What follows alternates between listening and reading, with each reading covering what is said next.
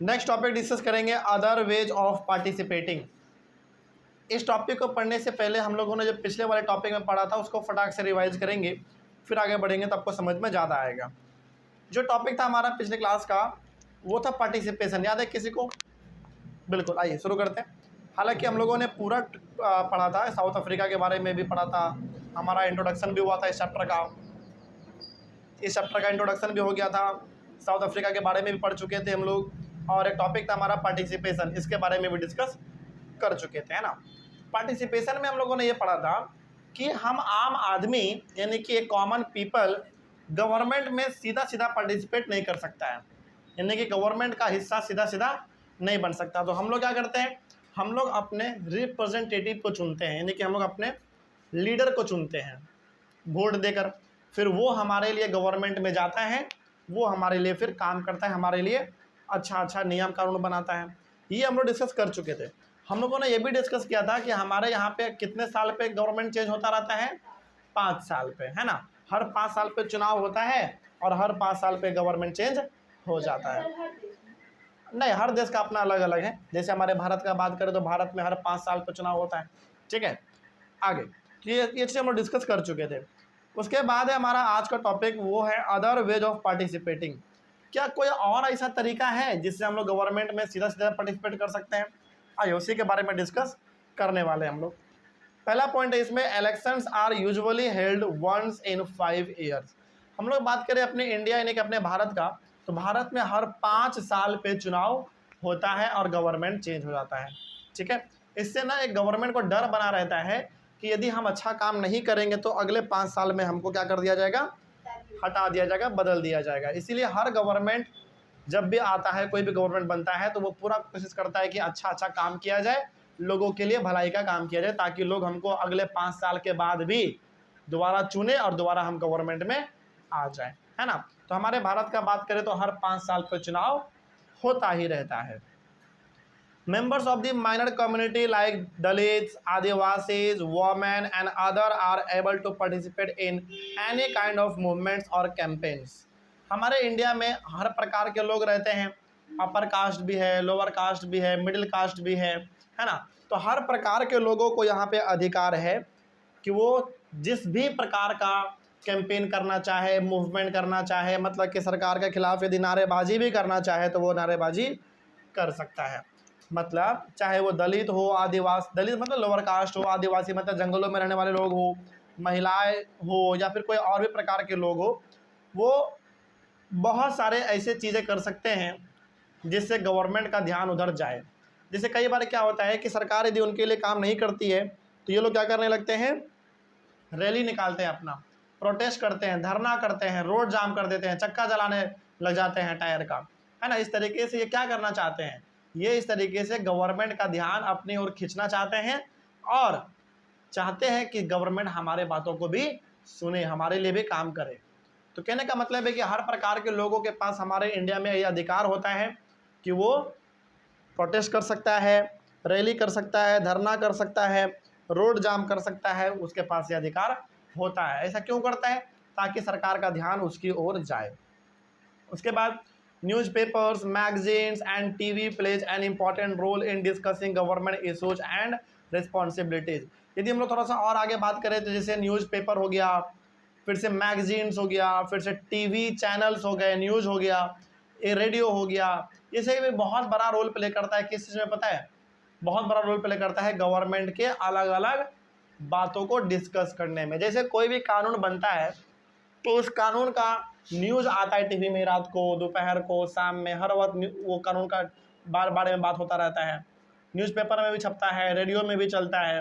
कहने का मतलब है कि न्यूज़पेपर, मैगजीन, टीवी, रेडियो, है ना, ये सब एक बहुत अच्छा रोल प्ले करता है किसी भी प्रकार के चीज़ों को बताने में। और सबसे इम्पॉर्टेंट, गवर्नमेंट क्या कर रही है ना, किस प्रकार के फैसले ले रहे हैं गवर्नमेंट, इन सारे प्रकार के बातों को बताने के लिए टीवी, न्यूज़पेपर ये सब बहुत अच्छा काम करते हैं, ठीक है। क्या ये बात समझ में आ रही है बात, है ना? अच्छा एक बात बताइए, क्या हमारे यदि इंडिया से न्यूज़पेपर, टीवी, रेडियो, मैगजीन ये सब हटा दिया जाए तो क्या आपको लगता है कि सरकार क्या कर रही है, क्या नहीं कर रही है, उसका इन्फॉर्मेशन आपके तक आ पाएगा? नहीं आ पाएगा। तो इनका भी एक बहुत बड़ा रोल है, ये भी अपना अलग तरीके से अपना काम करते रहते हैं। तो ओवरऑल कहने का मतलब है कि हमारे भारत में हर इंसान के पास ये अधिकार है कि वो सरकार के खिलाफ नारेबाजी कर सकता है, सरकार मुर्दाबाद इस प्रकार का नारा भी लगा सकता है, रोड भी जाम कर सकता है, रैली भी कर सकता है ना, ताकि सरकार का ध्यान उसकी ओर जाए और सरकार उसके बातों को सुने। ओके, उसके बाद न्यूज़पेपर हो गया, मैगजीन, टीवी, रेडियो, ये सब भी बहुत बड़ा रोल प्ले करता है ताकि सरकार क्या कर रही है लोगों को बताया जा सके। ठीक है, आगे सरकार का क्या जिम्मेदारी है ये सब लोगों को बताया जा सके, इसके लिए टीवी वगैरह बहुत अच्छा काम करता है। उसके बाद है a democracy allows people to participate in the process of government through. जैसे हमारा एक इंडिया कंट्री कैसा कंट्री है भाई, डेमोक्रेसी वाला कंट्री है, मतलब यहाँ पे लोगों के पास अधिकार होता है अपने लीडर को चुनने का। कैसे चुनते हैं हम लोग, वोट देकर चुनते हैं। तो इंडिया में क्या है, डेमोक्रेसी है ना। तो और यहाँ पे हम लोग अपने लीडर को, अपने रिप्रेजेंटेटिव को हम लोग खुद चुनते हैं कि हमारा लीडर कौन होगा। कैसे चुनते हैं, वोट देकर चुनते हैं, है ना। तो यहाँ पे कुछ चीज़ें हैं जो हम लोगों को डेमोक्रेसी में बेनिफिट मिलता है, मतलब कुछ ऐसा बेनिफिट है जो डेमोक्रेसी में मिलता है। इसका मतलब सिंपल सा है कि इंडिया में कुछ कुछ बेनिफिट आपको मिलता है। क्या क्या बेनिफिट मिलता है, आइए शुरू करते हैं। सबसे पहला है पार्टिसिपेटिंग थ्रू वोटिंग। सबसे पहला आपको जो बेनिफिट मिलता है वोटिंग का, मतलब कि आप अपना लीडर वोट देके चुन सकते हैं, ये पहला अधिकार आपको मिलता है इंडिया में। दूसरा है participating by taking an interest in the working of the government. सरकार क्या काम कर रही है, सरकार क्या काम नहीं कर रही है, कहाँ पैसे खर्च कर रही है, कहाँ पैसे खर्च नहीं कर रही है, इन सारे प्रकार के चीज़ों को आप जान सकते हैं, सरकार से सवाल जवाब कर सकते हैं। तो वही यहाँ पे है कि सरकार क्या कर रही है क्या नहीं कर रही है, उसमें इंटरेस्ट दिखाना। इंटरेस्ट दिखाने का मतलब है कि सरकार से सवाल जवाब करना कि सरकार क्या कर रही है और क्या नहीं कर रही है। तो ये सब अधिकार हमारे पास है। क्या बाकी कंट्री में जहाँ पे डेमोक्रेसी नहीं है, क्या वहाँ पर सरकार से सवाल जवाब कर लेंगे कि आप इतना पैसा कहाँ खर्च कर रहे हैं, अपना काम क्यों नहीं कर रहे हैं? नहीं कर पाएंगे आप सवाल जवाब। यदि जब आप करेंगे तो फिर आपको उठा के जेल में डाल दिया जाएगा। लेकिन इंडिया में डेमोक्रेसी है तो यहाँ पे हम लोग अपने लीडर को खुद चुन सकते हैं, पहला चीज़। दूसरा चीज़, सरकार क्या कर रही है क्या नहीं कर रही है उसके खिलाफ हम लोग जवाब उठा सकते हैं, आवाज़ उठा सकते हैं कि आप काम क्यों नहीं कर रहे हैं, है ना। इस प्रकार का हम लोग सवाल जवाब कर सकते हैं सरकार से। अगला है participating by criticising the government in the forms of dharnas, rallies, strike, signature campaigns and other forms of protest. यदि सरकार अच्छे काम नहीं करेंगी, यदि सरकार अच्छा काम नहीं करेगा तो हम लोग उसके खिलाफ एक्शन भी लेते हैं। कैसे एक्शन लेते हैं, क्या लड़ाई पीट करते हैं? नहीं, लड़ाई पीट नहीं करते हैं, बल्कि हम लोग धरना डालते हैं, रैली करते हैं, चक्का जाम कर देते हैं, पूरा रोड जाम कर देते हैं ताकि सरकार हमारे बातों को सुने। क्या ऐसा आप बाकी कंट्री में कर लेंगे जहाँ पे डेमोक्रेसी नहीं है? मतलब क्या दूसरे कंट्री में आप जाके चक्का जाम कर लेंगे, रोड जाम कर लेंगे, धरना स्ट्राइक वगैरह कर लेंगे? नहीं कर पाएंगे आप, पुलिस मार के हालत ख़राब कर देगा, है ना। तो यहाँ पे हम लोग ऐसा इसलिए कर पाते हैं क्योंकि हमारे इंडिया में क्या है, डेमोक्रेसी है और हम सबको बहुत सारे अधिकार पहले से मिले हुए हैं। ठीक है, तो सरकार के खिलाफ हम लोग अपना नाराज़गी भी प्रकट कर सकते हैं, मतलब कि सरकार यदि अच्छा काम नहीं करेगी तो हम लोग अपना गुस्सा भी दिखा सकते हैं। अब गुस्सा ऐसे नहीं कि लड़ाई पीट कर रहे हैं, लड़ाई झगड़ा कर रहे हैं, नहीं। गुस्सा हम लोग कैसे दिखाते हैं भाई, गुस्सा हम लोग दिखाते हैं रैली करके, प्रोटेस्ट करके, नहीं धरना करके, मुर्दाबाद मुर्दाबाद इस प्रकार का नारेबाजी लगा के, ताकि सरकार का ध्यान जाए हमारे ऊपर और सरकार हमारे बातों को भी सुने। ठीक है, अगला participating by criticising the government when required. सीधा सीधा गवर्नमेंट को भला बुरा भी आप कह सकते हो, गवर्नमेंट को भी आप सीधा सीधा भला बुरा कह सकते हैं तब जब गवर्नमेंट काम नहीं करे तब। देखते होंगे ना टीवी पे कई बार आता रहता है कि सरकार मुर्दाबाद है, सरकार अच्छा नहीं है, सरकार खराब है, सरकार ऐसा है, सरकार वैसा है ना, टीवी पे आता रहता है। तो हम लोग क्यों कर पाते हैं ऐसा, क्योंकि हमारे पास अधिकार है, हमारे पास राइट्स है कि हम लोग ऐसा कर सकते हैं, तो हम लोग करते हैं। अगला है participating by organising themselves into social movements. Social movements का मतलब हुआ अलग अलग प्रकार के समस्याएं यदि हैं तो उन समस्याओं को कैसे हटाया जाए। यदि इसके पीछे सरकार काम नहीं करती है तो कौन काम करती है, फिर हम आम आदमी भी काम करते हैं। मतलब कि यदि कोई ऐसा समस्या है जो कि सरकार दूर ही नहीं कर पा रही है तो हम लोग फिर अपना अलग ग्रुप बनाते हैं अपना मूवमेंट चलाते हैं और फिर हम लोग उसके खिलाफ आवाज़ उठाते हैं ताकि सरकार का भी उस पर ध्यान आए। देखो, जब तक सरकार अपना हाथ नहीं बढ़ाएगी किसी चीज़ में तब तक वो अच्छी तरीके से हो नहीं पाएगा। क्यों? क्योंकि सरकार के पास पैसा ज़्यादा होता है, तो किसी भी चीज़ में जब सरकार इन्वॉल्व हो जाती है तो वो काम फटाक से हो जाता है। तो कहने का मतलब है कि हम लोग भारत में, चूँकि डेमोक्रेसी है इंडिया में, तो डेमोक्रेसी होने के नाते हमारे पास बहुत सारे अधिकार हैं। तो अधिकार क्या क्या है वो हम लोग यहाँ पे डिस्कस कर लिए हैं, और ये सब तरीका है जिसके थ्रू आप गवर्नमेंट में डायरेक्टली तो नहीं लेकिन इनडायरेक्टली पार्टिसिपेट कर पा रहे हैं। क्या कर पा रहे हैं भाई? वोट दे पा रहे हैं। देखो, क्या गवर्नमेंट में आप सीधा सीधा जा पाओगे? नहीं, गवर्नमेंट में आप सीधा सीधा नहीं जा पाएंगे और वहाँ पे पार्टिसिपेट नहीं कर पाएंगे, लेकिन बाहर से इनडायरेक्टली गवर्नमेंट में पार्टिसिपेट हम लोग करते हैं। कैसे? वोट देकर, गवर्नमेंट क्या कर रही है क्या नहीं कर रही है ये सवाल जवाब करके हम लोग सवाल जवाब कर सकते हैं, उनसे जवाब मांग सकते हैं कि क्या कर रहे हैं क्या नहीं कर रहे हैं, कहाँ पैसा खर्च कर रहे हैं कहाँ पैसा खर्च नहीं कर रहे हैं। उसके बाद हम लोग रैली वगैरह कर सकते हैं, धरना डाल सकते हैं, सरकार से जवाब मांग सकते हैं। उसके बाद जब ज़रूरत पड़े तो सरकार को भला बुरा भी सुना सकते हैं हम लोग, जब काम नहीं करती है सरकार। और लास्टली हम लोग अलग अलग प्रकार के मूवमेंट भी चला सकते हैं सरकार के खिलाफ, है ना, कि सरकार हमारे तरफ सरकार का ध्यान आए और वो हमारे बातों को भी सुने। चलिए, ये टॉपिक हुआ हमारा कंप्लीट। अगला है नीड टू रिजॉल्व या फिर रिसॉल्व, आप जो भी पढ़ लीजिए, कॉन्फ्लिक्ट। अब यहाँ पे अगला चीज़ है नीड टू रिसॉल्व कॉन्फ्लिक्ट में हम लोग ये देखेंगे कि जब कभी झगड़ा हो जाता है, लड़ाई हो जाता है, तो उस बीच में सरकार का क्या रोल है ना। अब देखो, झगड़ा यहाँ पे दो दोस्त के बीच में हो सकता है, दो मोहल्ले के बीच में हो सकता है, दो घरों के बीच में हो सकता है ना, दो स्टेट के बीच में हो सकता है। तो जब झगड़ा होता है तो यहाँ पे गवर्नमेंट का क्या रोल होता है, गवर्नमेंट इसमें क्या कर सकती है, तो उसके बारे में हम लोग थोड़ा सा यहाँ पे डिस्कस कर लेते हैं। आइए, पहला पॉइंट है conflicts occur when the people of different cultures, religions or economic backgrounds stay together in a society, or conflicts occur when the people feels that they are discriminated। देखो, झगड़ा जनरली होता कब है? झगड़ा जनरली तब होता है जब आप एक ही मोहल्ले में रहते हो और उस मोहल्ले में अलग अलग धर्म के लोग रहते हैं, अलग अलग भाषा बोलने वाले लोग रहते हैं, अलग अलग सबका बैकग्राउंड है, कोई अमीर है कोई गरीब है, तब झगड़ा ज़्यादा होता है। लेकिन आप इमेजिन करो कि आप ऐसे मोहल्ले में रहते हैं जहाँ पे एक ही रिलीजन के लोग हैं, यानी कि एक ही धर्म के लोग हैं, सब एक ही भाषा भी बोलते हैं और सारे अमीर हैं। क्या लगता है आपको, वहाँ पर झगड़ा होगा? कभी नहीं होगा। क्यों नहीं होगा? क्योंकि सबका धर्म एक है, मतलब रिलीजन सबका एक है, भाषा भी सब एक बोलता है, सब अमीर है, तो कोई झगड़ा वहाँ पर जल्दी करता नहीं है। लेकिन झगड़ा जनरली सोसाइटी में होता क्यों है?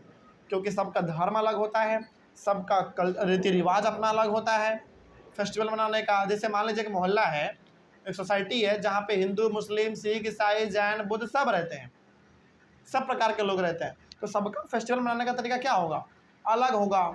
सब अलग अलग धर्म के हैं, सबका भाषा भी अलग होगा, सबका बैकग्राउंड भी अलग होगा, मतलब कोई गरीब होगा, कोई बहुत अमीर होगा, कोई मिडिल क्लास होगा। इस प्रकार के सोसाइटी में झगड़ा बहुत ज़्यादा होता है। और किस प्रकार से झगड़ा होता है, मतलब और क्या कारण है झगड़ा होने का? एक और कारण है झगड़ा होने का, वो है जब लोगों को सताया जाए, उनके साथ भेदभाव किया जाए। जैसे मान लीजिए समाज, सोसाइटी में एक ऐसा परिवार रहता हो जो बहुत लोअर कास्ट का है, नीचे जाति का है और वो बहुत गरीब है, उसके साथ यदि भेदभाव होगा तो ऑब्वियस बात है, झगड़ा तो होना ही है।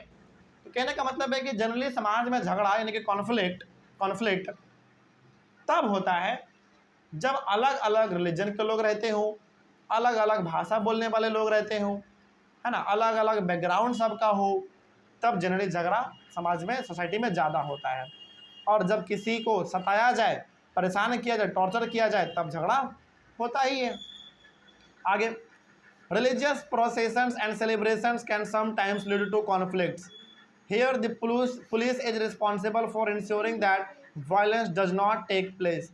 अब जनरली क्या होता है, कई बार दो धर्म अपना अलग अलग फेस्टिवल मनाते हैं और फेस्टिवल मनाने के चक्कर में झगड़ा हो जाता है। कई बार हमारे इंडिया में कई बार ऐसे झगड़े हुए हैं हिंदू और मुस्लिम में, जो कि फेस्टिवल की वजह से हुआ है। एक ऐसा फेस्टिवल होता है हमारे इंडिया में जब हिंदू और मुस्लिम दोनों का पर्व एक ही डेट को पड़ जाता है। मतलब एक ऐसा भी फेस्टिवल है हमारे हिंदू और मुस्लिम धर्म में, जब हिंदू और मुस्लिम धर्म का फेस्टिवल एक ही दिन पर जाता है, तो उस दिन ज़्यादातर इंडिया में जगहों पर झगड़ा हो जाता है, दो समुदाय के बीच में, मतलब दो रिलीजन के बीच में झगड़ा हो जाता है। तो वहाँ पे सबसे ज़्यादा किसका जिम्मेदारी बनता है बताइए? जिम्मेदारी बनता है पुलिस का। पुलिस क्या कर सकता है वहाँ पे? पुलिस का काम वहाँ पे ये होना चाहिए कि झगड़ा ना हो, इसके लिए अच्छे तरीके से पहरा डालो, अच्छे तरीके से सिक्योरिटी को देखो, है ना। तो कहने का मतलब यहाँ पे है कि कई बार हमारे धर्म के अंदर, मतलब कि कई बार एक धर्म का दूसरे धर्म से झगड़ा हो जाना फेस्टिवल को लेकर, है ना, इस प्रकार का भी झगड़ा हो जाता है। तो यहाँ पे सबसे ज़्यादा जिम्मेदार कौन है? पुलिस है। तो पुलिस को क्या करना चाहिए? पुलिस को देखना चाहिए कि झगड़ा ना हो, है ना। यदि एक ही दिन हिंदू धर्म का भी फेस्टिवल है, मुस्लिम धर्म का भी फेस्टिवल है, तो यहाँ पे सबसे ज़्यादा एक्टिव किसको हो जाना चाहिए? पुलिस को हो जाना चाहिए कि कोई भी प्रकार का झगड़ा लड़ाई पिट ना करे, है ना। ऐसा हो जाता है कई बार, लेकिन पुलिस यदि यहाँ पे ठीक हो जाए तो फिर झगड़ा भी नहीं होगा, है ना। आगे, rivers can sometimes lead to conflicts between states. कई बार नदी भी झगड़ा का कारण बन जाता है। नदी, सोचो, मतलब कई बार नदी जो है झगड़ा का कारण बन जाता है। कैसे? आइए आपको समझाते हैं कि नदी जो है वो झगड़ा का कारण कैसे बन जाता है। यहाँ पे एक एग्जाम्पल दिया गया। For example, there is dispute between Karnataka and Tamil Nadu. Karnataka और तमिलनाडु दो हमारा स्टेट है, साउथ इंडिया में पड़ता है। केरला सबसे नीचे, तमिलनाडु थोड़ा सा, सॉरी माय मिस्टेक, तमिलनाडु सबसे नीचे, कर्नाटका उसके ऊपर, है ना। तो कर्नाटका और तमिलनाडु हमारे इंडिया का ये दो ऐसा स्टेट है जो कि साउथ इंडिया में पड़ता है। और इन दोनों के बीच में ना लंबे समय से झगड़ा किस चीज़ को लेकर है पता है? नदी को लेकर। नदी को लेकर, रिवर को लेकर इन दोनों स्टेट के बीच में झगड़ा लंबे समय से है। अब क्या झगड़ा है, आइए थोड़ा उसके बारे में समझते हैं। There is a dispute between Karnataka and Tamil Nadu for the Kaveri water. The downstream dam, जो कि मिट्टूर में पड़ता है, in Tamil Nadu can only be filled up if water is release from the upstream dam Krishna Raja Sagara in Karnataka. अब देखो होता क्या है, समझिएगा ध्यान से, है ना। साउथ इंडिया में यदि आप देखोगे तो तमिलनाडु पड़ता है बहुत नीचे, उसके ऊपर पड़ता है कर्नाटका। तो ये जो नदी है कावेरी वाटर, मतलब कावेरी वाटर मतलब ये नदी का ही पानी का नाम है, नदी का एक तरीके से आप कह सकते हैं। तो ये आता है कर्नाटका से, ठीक, आता कहाँ से? कर्नाटका से। इसको जाना कहाँ है? देखो यहाँ पे साफ लिखा हुआ है कि द डाउन स्ट्रीम डैम, जो कि मिट्टूर में पड़ता है in Tamil Nadu, can only be filled up if water is release from the upstream dam, जो कि कृष्णा राजा सागरा इन कर्नाटका। अब इसको ऐसे समझिए, सिंपल सा, कर्नाटका से पानी आ रहा है कहाँ? तमिलनाडु। लेकिन कर्नाटका क्या करता है? पानी को वहीं पर रोक देता है, डैम बना के। इस नदी के बीच में कर्नाटका ने क्या किया है? डैम बना लिया है। तो नदी का पानी आना कहाँ चाहिए? कर्नाटका से तमिलनाडु आना चाहिए। लेकिन कर्नाटका क्या करता है? उस नदी को वहीं पे रोक देता है, डैम बना के। इसी बात को लेकर दोनों स्टेट के बीच में झगड़ा बहुत लंबे समय से है। तमिलनाडु का कहने का मतलब है, तमिलनाडु यहाँ पे कहता है कि भाई पानी है, पानी पे सबका अधिकार है यार, जितना कर्नाटका का अधिकार है उतना ही तमिलनाडु का भी अधिकार है। लेकिन कर्नाटका वाला क्या करता है इसमें गलती? पानी को अपने स्टेट में ही रोक लेता है, डैम बना के। तो यहाँ पे तमिलनाडु और कर्नाटका के बीच में लंबे समय से झगड़ा है, किस चीज को लेकर? नदी के पानी को लेकर। क्या झगड़ा है, समझ में आ गया? जल्दी बताइए। तो सिंपल सा ध्यान रखिएगा, ये मिट्टूर पड़ता है तमिलनाडु में, मिट्टूर पड़ता है तमिलनाडु में, और कृष्णा राजा सागरा पड़ता है कर्नाटका में। तो यहाँ कर्नाटका में जो ये कृष्णा सागरा राजा सागरा है, ये बेसिकली डैम है जो कि कर्नाटका में पड़ता है। तो इस डैम में ही सारे पानी को रोक दिया जाता है, मिट्टूर में आने नहीं दिया जाता है। सिंपल सा बात इसमें ध्यान रखिए, कर्नाटका में पड़ता है कृष्णा राजा सागरा डैम, और यहीं पे कर्नाटका नदी के पानी को रोक देता है, पानी आगे बढ़ने ही नहीं देता है, यानी कि तमिलनाडु में पानी जाने ही नहीं देता है। इस वजह से जो मिट्टूर का डैम है जो कि तमिलनाडु में, वो बिल्कुल सूखा रह जाता है, वहाँ के लोगों को समस्या होता है पानी को लेकर। तो इसी बात को लेकर इन दोनों स्टेट के बीच में लंबे समय से झगड़ा चलता रहता है। तो कहने का मतलब है कि कॉन्फ्लिक्ट यानी कि जो झगड़ा है वो दो इंसान के बीच में हो सकता है, दो स्टेट के बीच में हो सकता है। स्टेट के बीच में कैसे हो सकता है, यहाँ पे समझा हम लोगों ने अभी नदी का एग्जाम्पल लेके, है ना। तो कोई बोले कि बताओ तमिलनाडु और कर्नाटक के बीच में किस चीज़ को लेकर झगड़ा है, तो सिंपल से बताइएगा नदी के पानी को लेकर झगड़ा है। बोले इसको एक्सप्लेन करो, तो सिंपल से बताइएगा कि कर्नाटका नदी के पानी को अपने ही स्टेट में रोक देता है डैम बना के। वो भी किस डैम में पानी को रोक देता है, कृष्णा राजा सागरा डैम में कर्नाटका सारे पानी को रोक देता है, आगे तमिलनाडु में पानी जाने ही नहीं देता है। इसी बात को लेकर दोनों के बीच में झगड़ा है, और तमिलनाडु का कहना है कि भाई ये पानी है, पानी पे सबका अधिकार होता है ना। इसी चीज़ को लेकर लंबे समय से झगड़ा चल रहा है। आगे the government is responsible for helping to resolve conflict. तो यहाँ पे सबसे ज़्यादा जिम्मेदारी किसका बन जाता है बताइए। यदि दो स्टेट के बीच में झगड़ा है पानी को लेकर, तो यहाँ पे सबसे ज़्यादा जिम्मेदारी किसका बन जाता है झगड़े को निपटारा करने का? नहीं, गवर्नमेंट का। दोनों गवर्नमेंट क्या करे, कर्नाटका का भी गवर्नमेंट और तमिलनाडु का भी गवर्नमेंट, दोनों क्या करना चाहिए, दोनों को बैठना चाहिए, डिस्कस करना चाहिए कि भैया पानी क्यों रोकते हो। सिंपल सा, मतलब दोनों गवर्नमेंट को, दोनों स्टेट के गवर्नमेंट को आराम से बैठ के बात विचार करके इस मामला को ख़त्म करना चाहिए। क्या सही बात है कि नहीं? चलिए, इस तरीके से हमारा ये वाला टॉपिक भी कंप्लीट हुआ। नेक्स्ट टॉपिक है हमारा, जो कि चैप्टर का सबसे लास्ट टॉपिक है, वो है इक्वालिटी एंड जस्टिस। आइए थोड़ा सा इसके बारे में भी हम लोग बात कर लेते हैं कि इक्वालिटी और जस्टिस में क्या लिखा हुआ है। देखो, our government has taken various steps and made new laws to provide equal status to all the people in the country which are as follows. देखो, हमारे भारत में, हमारे इंडिया में गवर्नमेंट ने ऐसे बहुत सारे नियम कानून बनाए हैं, बहुत सारे ऐसे नियम कानून बनाए हैं जिसके तहत लोगों को बराबर दर्जा मिल सके, सब आपस में बराबर हो सके, कोई बड़ा नहीं कोई छोटा नहीं, इस प्रकार का भाव सबके मन में आए, इसके लिए सरकार ने बहुत सारे कानून बनाए हैं। मतलब पहले क्या होता था ना, हमारे इंडिया में बहुत ज़्यादा भेदभाव होता था। कोई बहुत अमीर है तो अपने आप को महान समझता था, कोई बहुत गरीब है तो उसको लोग सताते थे, डराते थे, धमकाते थे। तो सरकार ने क्या किया, कोई बड़ा ना हो कोई छोटा ना हो, सबको बराबर इज्जत मिले, सब सोसाइटी में बराबर रहे, कोई ऊपर नहीं कोई नीचे नहीं। तो सरकार ने क्या किया, अलग अलग प्रकार के कानून बना दिए हैं, अलग अलग प्रकार के कानून और नियम बना दिए हैं ताकि सब इक्वल हो सके, कोई भी आपस में भेदभाव ना कर सके। ठीक है, आइए देखते हैं क्या है इसमें। पहला है, they have made rules that all the people of the country have the same rights for living their life with dignity and pride। सरकार ने पहला बात ये बोला कि चाहे कोई भी कितना अमीर ही क्यों ना हो, चाहे कोई कितना गरीब ही क्यों ना हो, सबको इज्जत से और बराबर, मतलब कि सबको बराबर और सबको इज्जत से रहने का मौका मिलना चाहिए। समझ में आ रही है बात? तो सरकार ने सिंपल सा बोला कि आप कितना अमीर हैं कितना गरीब है उससे कोई मतलब नहीं है, सब सोसाइटी में, सब समाज में क्या है, बराबर है, सब इक्वल है, कोई छोटा नहीं है कोई बड़ा नहीं है, सबको इज्जत मान सम्मान से रहने का अधिकार है। ठीक है, आगे, no one should force pressurise और एक्सप्लॉयट अनदर पर्सन। कोई इंसान किसी को फोर्स नहीं कर सकता, दबाव नहीं डाल सकता उसके ऊपर, और कोई भी उसको गलत तरीके से इस्तेमाल नहीं कर सकता। कहने का मतलब है कि कोई इंसान किसी को डरा नहीं सकता, धमका नहीं सकता, मार पीट नहीं सकता, सबको समाज में रहने का बराबर अधिकार है। ये दूसरा बात कहा सरकार ने।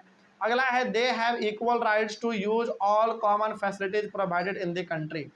सरकार जो भी फैसिलिटी प्रोवाइड करेगी उस पर सबका अधिकार होगा, चाहे वो गरीब हो या अमीर हो, उससे कोई फर्क नहीं पड़ेगा, चाहे वो कोई भी हो, सरकार के फैसिलिटी का वो फ़ायदा उठा सकता है। जैसे ट्रेन में हर आदमी जा सकता है, बिजली हर कोई इस्तेमाल कर सकता है, पानी हर कोई इस्तेमाल कर सकता है, सरकारी हॉस्पिटल में कोई भी जाके इलाज करवा सकता है। तो सरकार ने बोला चाहे कोई गरीब हो या अमीर हो, उससे फ़र्क नहीं पड़ेगा, सब के लिए अधिकार क्या होगा, बराबर होगा, सब सरकार के नज़र में इक्वल होगा। कोई डाउट इसमें? समझ में आ रही है बात? चलिए आगे। तो सरकार जो भी फैसिलिटी देती है उस फैसिलिटी का मौका किसको मिलेगा, सबको मिलेगा। ठीक है, आगे, there should be no discrimination between races. किसी भी प्रकार का किसी भी प्रकार के किसी प्रकार के लोगों के साथ भेदभाव नहीं होगा। डिस्क्रिमिनेशन मतलब भेदभाव, चाहे वो लोअर कास्ट हो चाहे वो अपर कास्ट हो, उससे कोई फर्क नहीं पड़ेगा। कोई किसी के साथ भेदभाव नहीं करेगा, कोई किसी के साथ मारपीट नहीं करेगा, कोई किसी को दबाव नहीं डालेगा। ये चीज़ है, समझ में आ रही है बात। तो कहने का सिंपल सा मतलब यहाँ पे यही है कि किसी के साथ कोई भी भेदभाव नहीं करेगा, सबको समाज में रहने का अधिकार बराबर है। ठीक है, अगला है last, people have the freedom to choose the religion of their choice. यहाँ पे लोगों के पास अधिकार होगा कि वो किस रिलीजन में रहना चाहता है। आपको जानकर बड़ी हैरानी होगी कि हमारे भारत में आज लोगों के पास ये चॉइस है कि वो अपना धर्म बदल सकता है। जैसे कोई हिंदू है तो मुस्लिम में जा सकता है, कोई मुस्लिम है तो वो हिंदू में आ सकता है। मतलब कि इंसान के पास ये अधिकार है कि वो अपना रिलीजन चेंज कर सकता है, उसको जो अच्छा लगेगा उस रिलीजन में वो ढल जाएगा। सिंपल है, ध्यान रहेगा इस बात का। तो कहने का सिंपल सा मतलब है कि इंसान के पास आज इंडिया में बहुत सारे अधिकार हैं। वो अपना धर्म बदल सकता है, किसी के साथ कोई भेदभाव नहीं कर सकता, सब समाज में बराबर है, सबके लिए कानून क्या है, एक है, इक्वल है। इस तरीके से हमारा टॉपिक कंप्लीट हुआ और टॉपिक के साथ हमारा पूरा चैप्टर भी कंप्लीट हुआ। क्या कहीं पे कोई डाउट आप लोगों को चैप्टर में? चलिए, कोई डाउट नहीं है तो यहीं पे हमारा चैप्टर ख़त्म होता है। हम लोग मिलेंगे। अच्छा एक बताओ, ऑनलाइन वाले बच्चे, आप लोगों को किसी टॉपिक में कहीं डाउट रहा होगा तो कमेंट करिएगा। हम लोग मिलेंगे अपने अगले क्लास में फिर से एक नए चैप्टर के साथ और एक नई शुरुआत के साथ। तब तक के लिए thank you very much and have a nice day.